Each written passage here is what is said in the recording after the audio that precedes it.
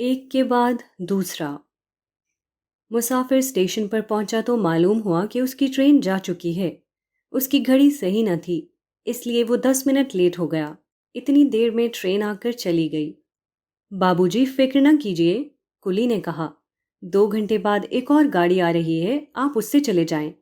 اتنی دیر plate form پر آرام کر لیجیے۔ مسافر نے کلی کا مشورہ مان لیا اور 2 گھنٹے انتظار کے بعد اگلی ٹرین پر سوار ہو کر اپنی منزل کی طرف روانہ ہو گیا۔ ہر مسافر جانتا ہے کہ ایک ٹرین چھوٹ جائے تو جلد ہی دوسری ٹرین مل جاتی ہے جس سے وہ اپنا سفر جاری رکھ سکے۔ یہ پلیٹ فارم کا سبق ہے، مگر اکثر لوگ اس معلوم سبق کو اس وقت بھول جاتے ہیں جبکہ زندگی کی دوڑ میں ایک موقع ان کے ہاتھ سے نکل گیا ہو۔ پہلی بار ناکامی سے دوچار ہونے کے بعد وہ مایوس ہو جاتے ہیں یا احتجاج و فریاد کے مشغلے میں لگ جاتے ہیں، حالانکہ صحیح بات یہ ہے کہ وہ اپنے مقصد کے لیے نیا منصوبہ بنائیں، وہ اگلی ٹرین سے چل کر اپنی منزل پر پہنچ جائیں۔ ایک شخص جس سے آپ کی مخالفت ہو گئی اور ٹکراؤ کا طریقہ جس کو درست کرنے میں ناکام ثابت ہوا ہو، آپ اس کے بارے میں اپنا رویہ بدل دیجئے، اس کو نرمی کے طریقے سے متاثر کرنے کی کوشش کیجئے۔ عین ممکن ہے کہ پرانے طریقے نے جس کو آپ کا دشمن بنا رکھا تھا، نئے طریقے کے بعد وہ آپ کا کارآمد دوست ثابت ہو۔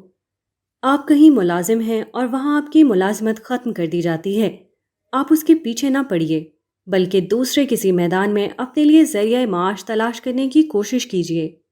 ہو سکتا ہے کہ نیا کام آپ کے لیے پہلے سے زیادہ نفع بخش ثابت ہو۔ کوئی آپ کا حق نہیں دیتا، اس سے آپ کی لڑائی شروع ہو جاتی ہے۔ سالوں گزر جاتے ہیں اور آپ اپنے حقوق کو حاصل کرنے میں کامیاب نہیں ہوتے۔ آپ اس کا خیال چھوڑ دیجئے اور اپنی محنت پر بھروسہ کیجئے۔ بہت ممکن ہے کہ اپنی محنت کو کام ملا کر آپ خود وہ چیز حاصل کر لیں جو کہ آپ دوسروں سے مانگ کر پانا چاہتے تھے۔ زندگی کے بیشتر مسائل تنگ نظری کی وجہ سے پیدا ہوتے ہیں۔ اگر آدمی اپنے ذہن میں وسعت پیدا کر لے تو اس کو معلوم ہوگا کہ یہاں سفر کے لیے ایک سے زیادہ گاڑیاں موجود ہیں۔ جو چیز وہ مقابلہ آرائی کے ذریعے حاصل نہ کر سکا، اس کو وہ باہمی جوڑ کے ذریعے حاصل کر سکتا تھا۔